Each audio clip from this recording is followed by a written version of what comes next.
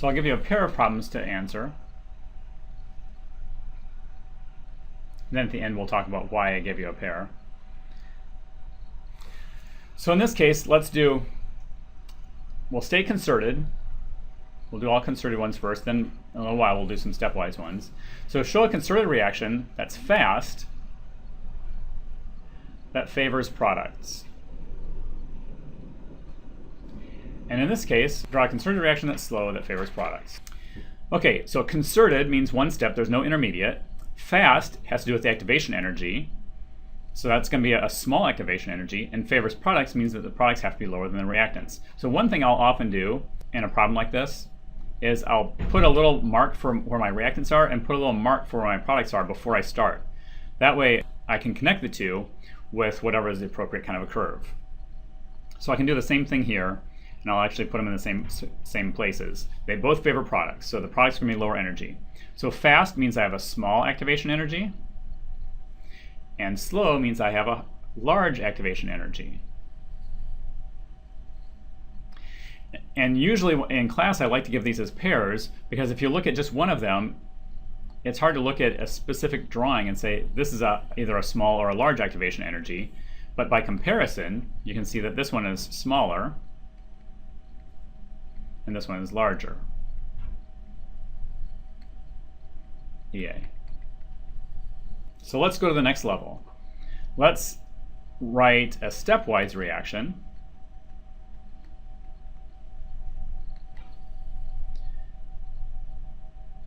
that's fast and favors reactants.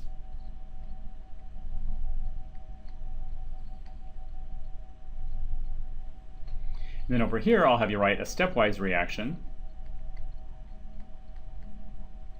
that's slow that also favors reactants. So again, this is going to be a comparison of the two. All right, so pause the video and try and see if you can draw these two out. Okay, so let's look at the first one. A stepwise reaction means that it needs to be an intermediate. It favors reactants means that the reactants are going to be lower energy than the products. So I'll do the same thing and draw. Favors reactants means that the reactants are going to be lower energy than the products. So if it's fast, that means there can't be too high of activation energy. I have to go to an intermediate and then come down to my products. And the second one, again, favors reactants. So my reactants have to be lower energy than my products. It's going to be slow, so this means I have a higher activation energy, come down and have an intermediate, and then come back down to products. Okay, so here's my lower activation energy.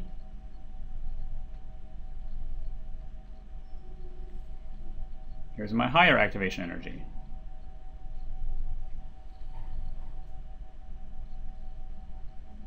My delta H should be roughly the same.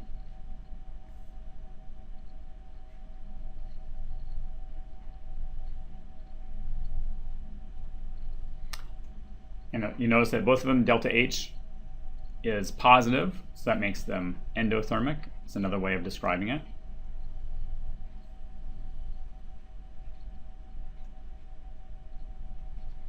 And K is going to be less than 1. Equilibrium constant. It favors reactants.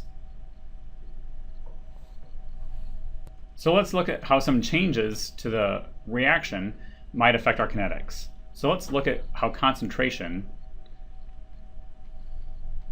is related to kinetics.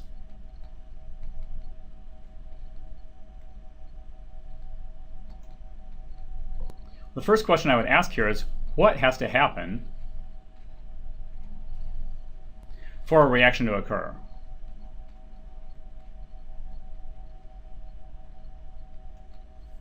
And the first real thing that needs to happen for a reaction to occur is there needs to be some kind of a collision.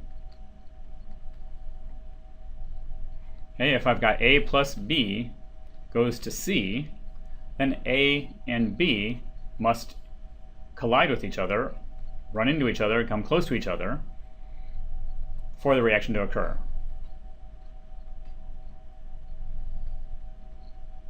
Okay, if there's an A over here and a B over here, this reaction is never going to happen.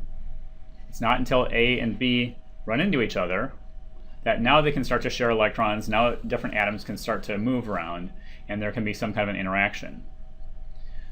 So, with that in mind, what happens if we have a higher concentration? Well, higher concentration means that there are more molecules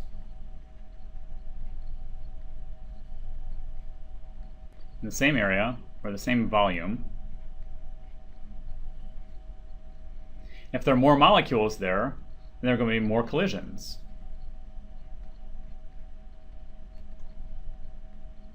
If there are more collisions, then there can be more reactions. And all of that leads to a faster rate. By the same thing, if you have a lower concentration,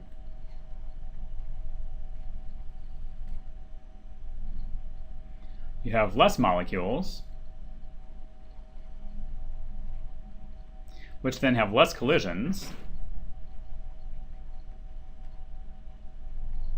leading to less reactions, leading to a slower rate.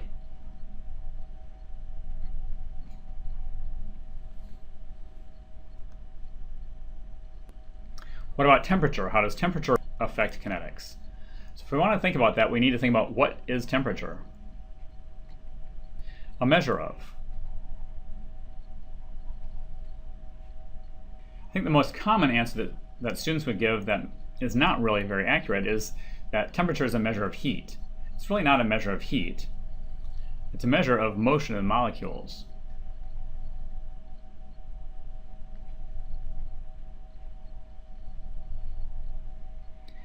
And in fact, it's the average kinetic energy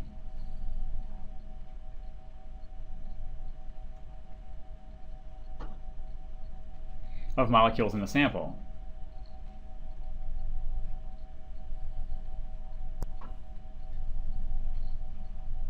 So what does higher temperature mean then?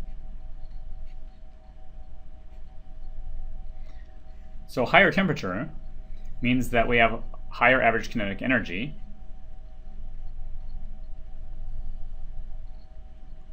which means we have faster moving molecules.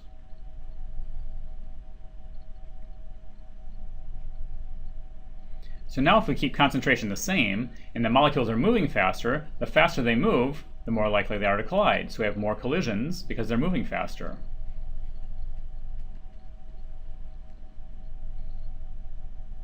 And as well as that, when they collide, they have more energy. So we can say we have more energetic collisions, which means that more of those collisions can cause a reaction. So more of the collisions have enough energy to cause a reaction.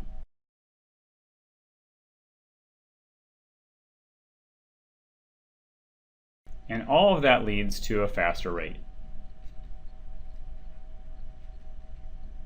So then lower temperature is just going to be the opposite. Lower energy, slower molecules, less collisions,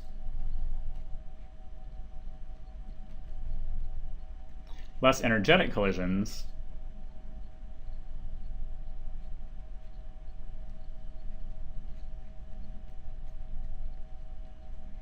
and all that leads to a slower rate.